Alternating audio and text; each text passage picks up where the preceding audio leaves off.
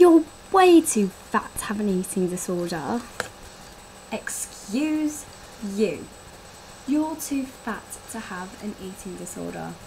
That is probably the biggest load of crap I have ever heard.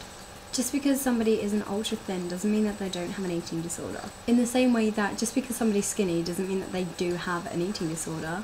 They could just be naturally thin. You don't know their life.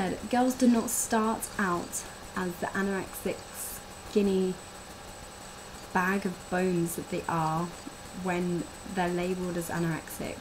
They have to start somewhere, and that is not it. What's even worse about this is that some people go and ask for help from people because they know they have an eating disorder and they want to stop it now. And they're pushed away because they're told they're not skinny enough and definitely don't have an eating disorder.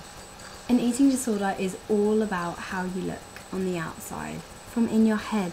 Having an eating disorder has almost nothing to do with how you genuinely look, because somebody with anorexia or bulimia or anything else will not see themselves as how they actually are. This is usually why anorexic girls or girls with eating disorders buy oversized clothes, because that's the size they think they are, that's the size they think they look.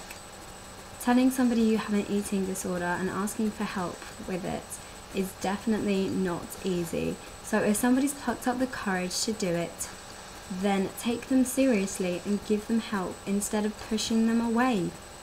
If you can catch eating disorders early, then they can be fixed early and they won't cause life-threatening problems. You really don't want somebody to be told that they're not skinny enough to have an eating disorder and therefore push themselves further so that they are skinny enough to have an eating disorder so that they can get the help they need. That's just disgusting to do that to somebody.